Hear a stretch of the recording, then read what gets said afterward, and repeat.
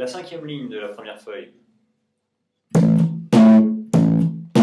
Toujours premier petit doigt, comme ça le 2 au milieu, ils viennent se placer là. S'il y en a qui ont envie de faire avec ces deux doigts-là, le premier et le troisième, ils peuvent, mais ce qui serait bien, c'est de continuer à étouffer ici avec le doigt au milieu. Le premier doigt aussi sert à étouffer. En fait, tout ce qui peut étouffer étouffe. On se lave, sinon ça va faire... Ça part dans tous les sens.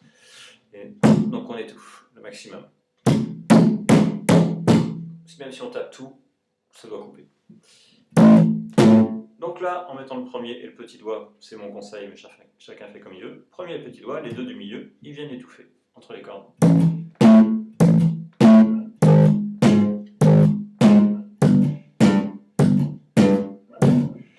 Sauf que là, nous, on part troisième case. Hein. Je suis parti cinquième. Hop, donc on fait ça. Et c'est simplement qu'on part troisième case et on descend jusqu'à la corde à vide. Une fois qu'on est sur la corde à vide, au lieu de faire deux croches, on fera la double et la croche pointée derrière. Tout de suite, on frappe, on tire. Tout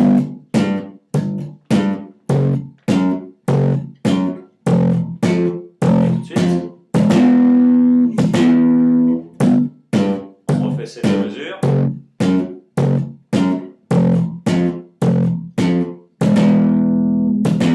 Et ensuite, on peut essayer de s'entraîner en vraiment coupant les notes, en piquant, qu'elles soient vraiment très courtes. La différence entre les deux, ça fait ça. Là, je laisse sonner.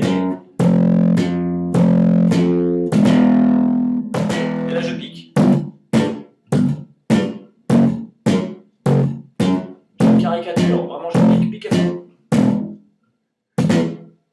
Faut pas hésiter à caricaturer quand on fait quelque chose. Parce que quand on caricature, on a l'impression qu'on fait des gros traits. Et celui qui est loin, là-bas, à 10 mètres, bah, les gros traits, pour lui, ça reste des petits traits.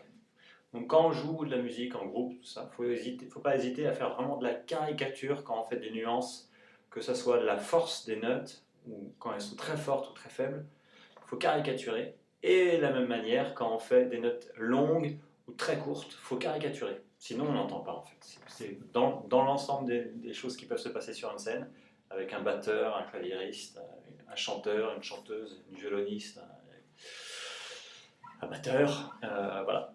Donc il ne faut pas hésiter à caricaturer. La deuxième partie du numéro 5, c'est simplement qu'on fait le même mouvement avec la main gauche, mais au lieu de faire simplement fondamental, octave, fondamental, octave, la deuxième fois qu'on va taper avec le pouce, on ne va pas prendre la fondamentale, on va chercher la quinte. Donc, avec notre petit doigt qui remonte et qui redescend pour refaire le tiré. Et on le déplace pareil. Et on le déplace pareil. Alors, qu'est-ce qu'on fait avec ça? Est-ce qu'on fait notre barré avec le deuxième doigt qui fait ça et ça? Ou alors comme ça? Ou alors comme ça? On a le choix. Donc on fait les deux dernières mesures.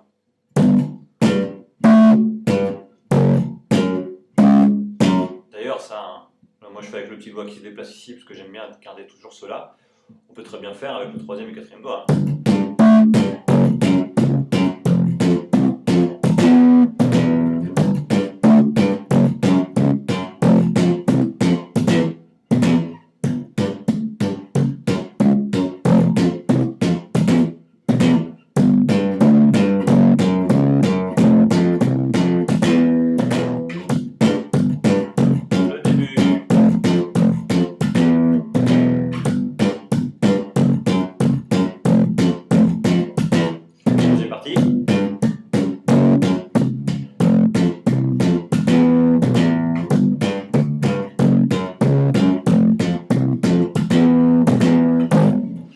Voilà, rien de spécial là-dessus à part ça, hein. Toujours petit doigt et le premier doigt. Vous pouvez le faire aussi avec le troisième. C'est bien de travailler et d'apprendre à déplacer le petit doigt rapidement et de s'en servir beaucoup, ça va le muscler, parce qu'il a besoin d'être musclé.